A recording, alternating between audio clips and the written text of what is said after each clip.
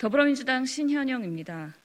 국회 차원에서 코로나 대응을 확대하고 국민 여러분께 한 걸음 다가가 소통하기 위한 한 주 동안의 코로나19 주요 소식을 전하는 신현영의 코로나 브리핑 8번째 시작합니다.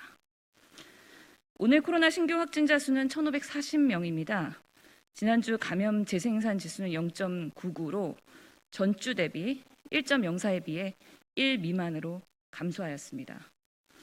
하지만 여전히 감염 경로를 모르는 확진자는 30% 수준에 육박하여 여전히 추적 불가능한 전파자가 지역사회 감염을 지속하고 있습니다. 검사 양성률은 처음으로 4%대로 증가 추세입니다. WHO에 따르면 코로나19 양성률이 5%를 넘지 않아야 전염병의 통제 가능한 범주에 있다고 보고 있는 만큼 통제 가능한 범주를 벗어나지 않도록 예의주시해야 하는 상황입니다. 주간 평균 위중증 환자 규모 347명, 사망자 21명으로 계속 증가하는 추세입니다.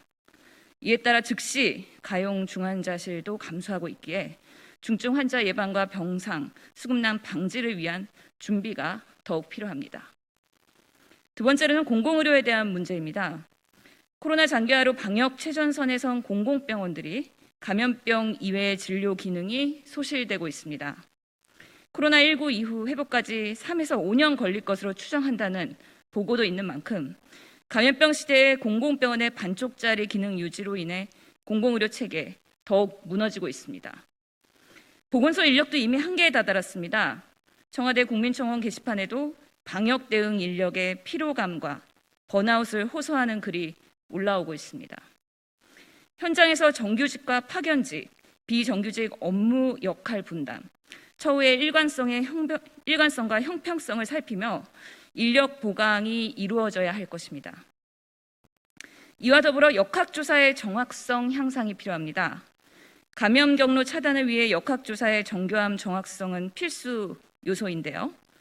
감염 경로 불명은 조사 과정에서 감염 경로를 확인할 수 없는 경우, 그리고 역학조사 인력 부족으로 조사가 늦어질 때 발생할 수 있습니다. 현재 확진자 중 30%가 감염 경로를 알 수 없는 상황에서 인력 보강이 더욱 필요한 이유입니다. 감염병 예방법에 따르면 인구 10만 명 이상 기초자치단체는 1명 이상의 역학조사관을 두어야 합니다. 하지만 임기제 공무원의 열악한 처우, 의료진 부족으로 대전 서구에서는 역학조사관이 1명도 없고 서울시에는 3월 90명에서 7월에 75명으로 감소했다는 보고도 있습니다. 꼼꼼한 방역 추적 시스템 갖추어야 위드 코로나 체계를 준비할 수 있는 만큼 역학조사관의 개선 방안 필요합니다.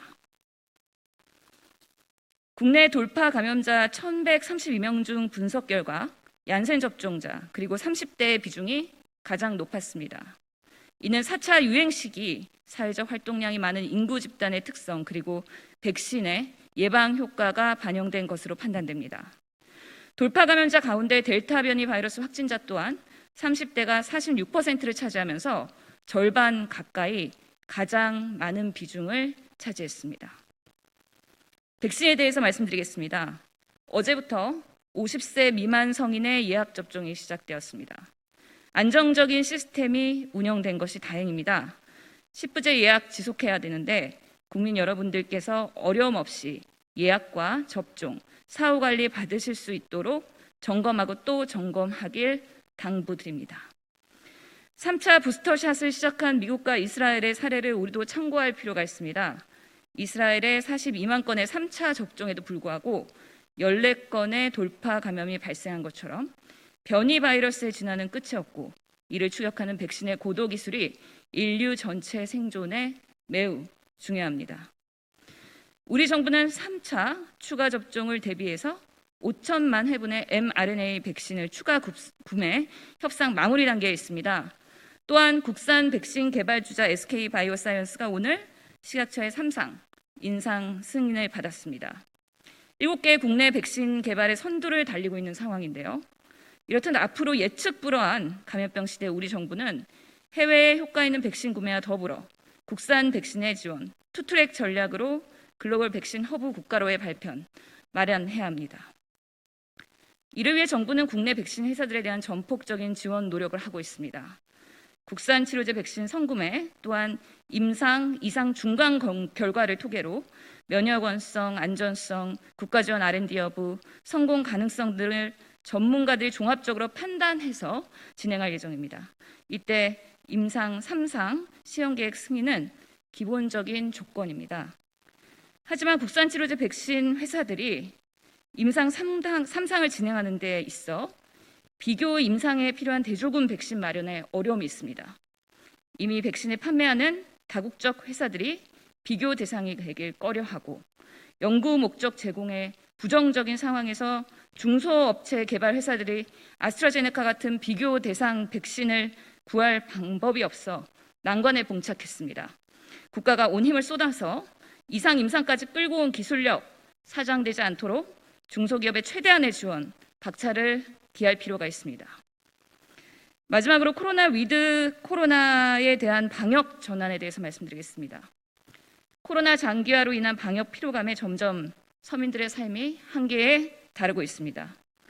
무증상, 경증 환자가 많은 코로나 특성상 거리두기를 조였다 푸는 방식의 방역에서 이제는 사망률 중심의 고위험군 중심의 방역 체계로 전환하는 위드 코로나 시대를 준비하자는 전문가들의 목소리가 높습니다. 이를 가능하게 하기 위해 다음을 준비해야 됩니다. 진단검사가 좀 더 신속하고 보편화되어야 되고 타미플루와 같은 경구 치료제로 자가치료가 가능한 시스템 전환 가능해야 합니다. 코로나에 가볍게 걸리더라도 후유증이 최소화될 수 있는 방안에 대한 근거도 필요하고 예방적 백신 효과가 어느 정도 변이에 대응력에 따라갈 수 있도록 고도화될 필요도 있습니다. 토착화되는 코로나 대응 방식 전환 지금부터 준비해야 합니다. 백신 접종률 높아지면서 빠르게 적용 가능한 시점에 도착했을 때 국민들과의 소통 그리고 사회적 설득을 통해 모든 확진자 중심 대응이 아닌 고위험 확진자 중심으로 하는 방역, 치료 시스템 전문가들과 지금부터 상의해 주시길 바랍니다. 이상으로 8번째 신현영의 코로나 브리핑 마치겠습니다. 감사합니다.